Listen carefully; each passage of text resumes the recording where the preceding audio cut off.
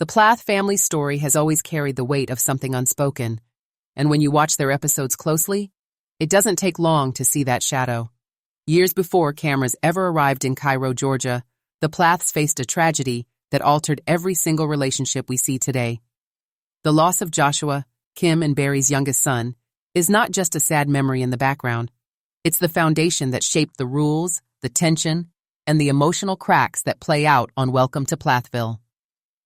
Hi friends, I'm Christine, and this is Inside Hollywood Couples. Thank you for being here with me. If you follow the Plaths as closely as I do, you know that this family story is about much more than just strict rules and small-town drama. Go ahead and subscribe, drop your thoughts in the comments, because I promise, once we walk through how grief shaped this family, you'll never watch their arguments the same way again. Joshua's accident was shown on the series with care, but the reality is heartbreaking.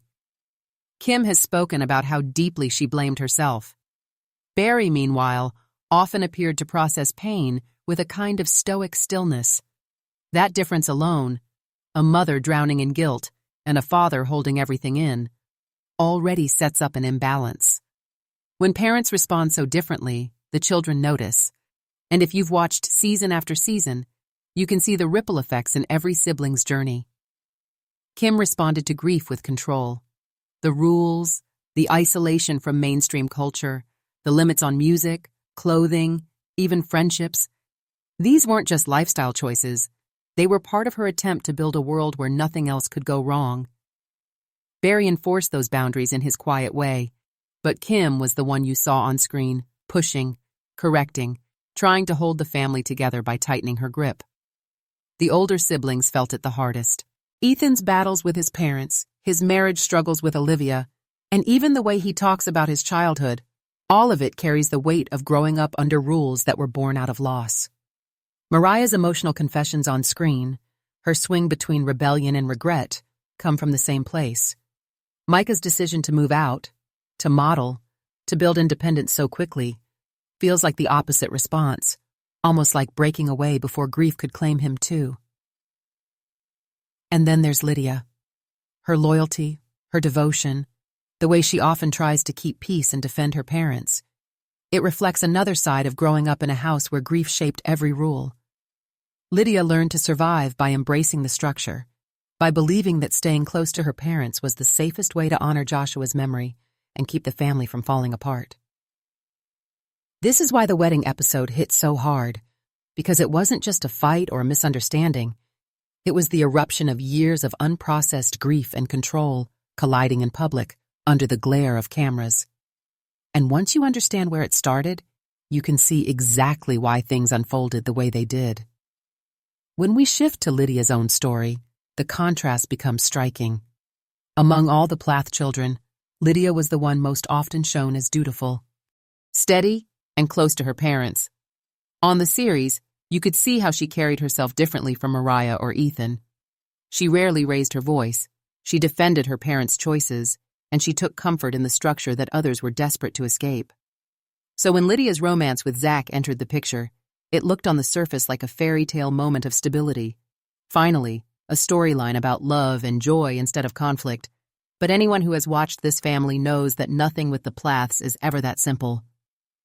The episodes documenting Lydia's engagement and the lead-up to her wedding captured a swirl of emotions. Some siblings expressed genuine excitement for her, but others, like Ethan, questioned the timing. On screen, he admitted concerns that things were moving too quickly, and viewers saw the tension that created.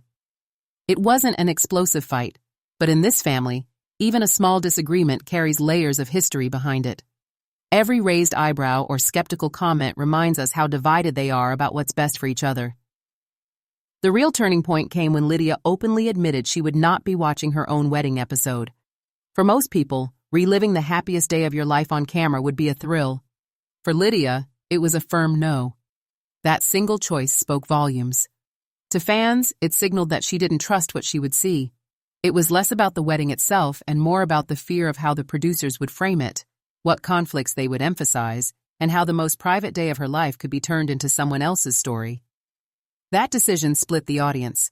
Some viewers applauded Lydia, saying she was protecting her peace, refusing to let editing dictate how she remembered her marriage beginning. Others argued it was avoidance, that if she truly believed in what happened that day, she should face it. Either way, and Lydia's refusal became one of the most talked about details, because it symbolized the bigger struggle. Who gets to control the family story? The people who lived it, or the cameras that captured it? And all of that set the stage for the shocking events that unfolded when the wedding day finally arrived. The wedding day should have been a celebration, a rare chance for the Plaths to come together in unity. For Lydia, it was supposed to mark the beginning of her own story, stepping out of the shadow of her parents while still carrying her faith and her values with her. But like so many moments in this family's journey, the cameras captured not just joy, but tension boiling over.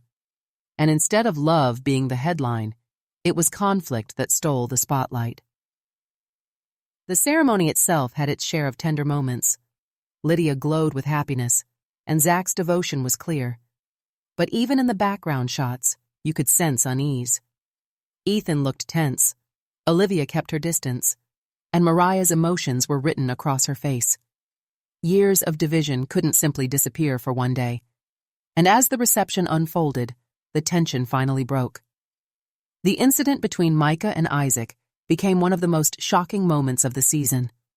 What started as a disagreement escalated in a way no one expected.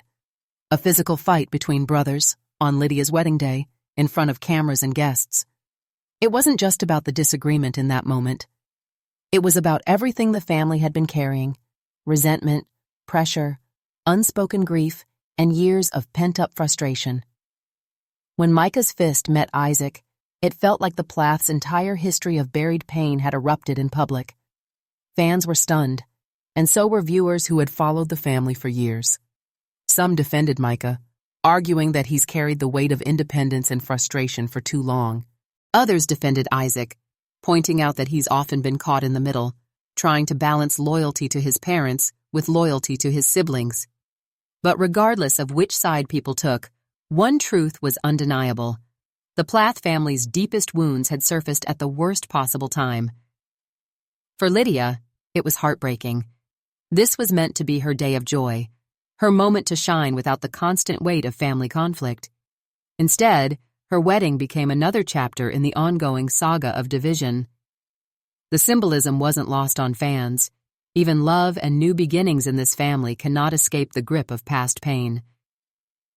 And the fallout from that single fight would echo long after the wedding ended.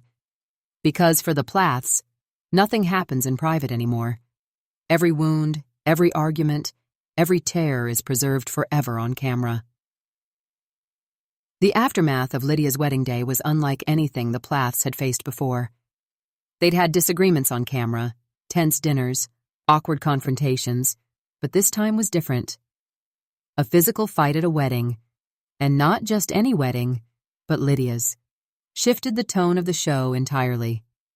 What was supposed to be a day of unity turned into the clearest evidence yet of how fractured the family truly is. Almost immediately, fan conversations lit up online. Viewers flooded social media with their reactions, and the debate was as divided as the Plaths themselves. Some blamed Micah, saying his temper and his drive to distance himself from the family had finally boiled over. Others took Isaac's side, pointing out how hard it must be to live under constant pressure and still be expected to hold the family together. In every corner of the internet, Reddit threads, YouTube comments, Twitter debates, people weren't just talking about a fight. They were dissecting the entire Plath dynamic, asking how years of unresolved grief could erupt so violently on such a sacred day. For Lydia, the fallout was especially painful.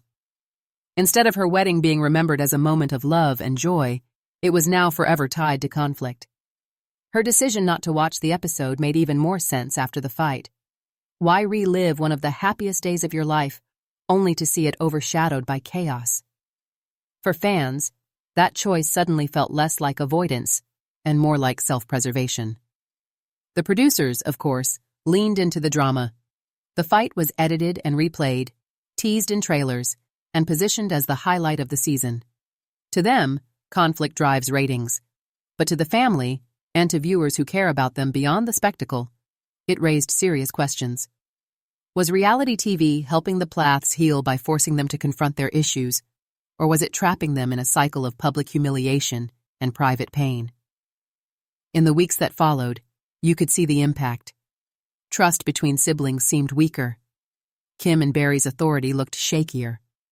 And fans began wondering aloud if there was any hope for reconciliation, or if Welcome to Plathville was slowly ensuring that the Plath family would never truly heal. To understand why Lydia's wedding turned into chaos, and why Micah and Isaac's fight felt so explosive, we have to go back to the deepest wound this family carries: the loss of Joshua. Joshua was just 17 months old when he tragically died in an accident on the family property. Kim has spoken on camera about how she was the one behind the wheel, and that detail alone has cast a shadow over every dynamic we see today. This wasn't just a tragedy. It was a wound that never closed, and it became the silent thread running through every argument, every rebellion, and every moment of tension on the show. Kim has carried visible guilt ever since. She's tried to hold her children close, raising them under strict rules at Kasuki, most as if control could protect them from further harm. Barry, on the other hand, responded with a quiet, stoic presence, avoiding emotional vulnerability in favor of keeping the family moving forward. But grief doesn't just vanish. It shows up in the cracks of everyday life. And in the Plath family, you can see each child processing it in their own way, even if they never directly mention Joshua on camera. Ethan's struggles with independence and his constant pushback against Kim's control can be read as a fight to reclaim a life that has always been defined by loss. Moriah's emotional intensity and her search for identity reflect the weight of growing up in a home shaped by grief, but lacking open conversations about it. Micah's drive to separate himself, to live boldly outside of the family's world, feels like his way of refusing to be trapped by the sadness that marked his childhood. And then there's Lydia, who has often taken on the role of peacemaker, holding her siblings together with prayer and loyalty, almost like she's carrying the burden of keeping Joshua's memory from completely tearing the family apart. Joshua's death isn't just part of their backstory. It explains why fights like Micah and Isaac's don't come out of nowhere. They're explosions born out of years of unspoken pain, bottled emotions, and the pressure of living that grief on camera. Every unresolved argument in the family seems to trace back to that tragedy, even when the show frames it as just another sibling conflict. And maybe that's why Lydia's wedding was doomed to carry such heavy energy. A family that never fully healed from its greatest loss couldn't possibly present a united front when placed under the glare of reality TV cameras. One of the most revealing parts of the Plath family story is how differently each sibling has chosen to handle the weight of their upbringing. Some stay close, trying to balance loyalty with personal growth. Others pull away completely, protecting their peace by stepping out of the spotlight. That contrast became especially clear with Hosanna, the oldest daughter, who made a choice that spoke volumes. She walked away from the cameras entirely. Hosanna's life is almost a mystery to viewers because she decided not to participate in Welcome to Plathville. She got married, moved away, and built a life outside of the family's reality TV bubble. By doing so, she quietly reclaimed her privacy, something that seems priceless in a family where every argument and every tear becomes a headline. Hosanna's absence shows what autonomy can look like.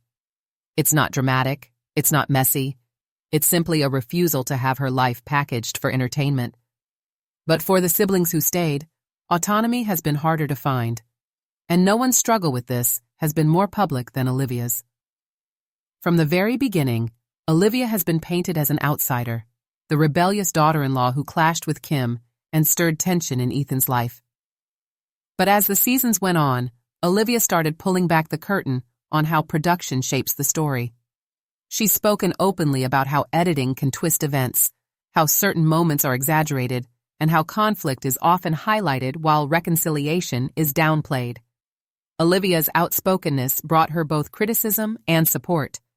Some fans saw her as a disruptor, always challenging Ethan's bond with his family. Others viewed her as the truth-teller, the one brave enough to say what everyone suspected, that the show thrives on conflict, even if it means warping reality. Either way, her presence on the show turned the question of control into a central theme. Who owns the story of the Plath family? The family themselves, or the cameras documenting their every move? The irony is that the very thing that could have been healing, sharing their struggles, has sometimes made those struggles worse. For siblings like Lydia, who want peace, or Isaac, who just wants stability, the cameras are both a witness and a weapon. They capture every raw emotion, but they also freeze those emotions forever, making it harder for the family to move forward. If there's one thing reality TV guarantees, it's that nothing ever truly disappears. Once an argument or a breakdown airs, it doesn't just stay on the show, it lives forever online. And for the Plath family, that permanence has turned every disagreement into something much heavier. A sibling fight that might have blown over in private now gets replayed endlessly on TikTok clips, YouTube recaps, and fan debates across social media. The internet doesn't forget, and that constant replay traps the family in cycles of pain that are nearly impossible to escape. Take Micah and Isaac's fight at Lydia's wedding. In another family, maybe it would have been a moment of frustration that siblings eventually apologized for and moved past.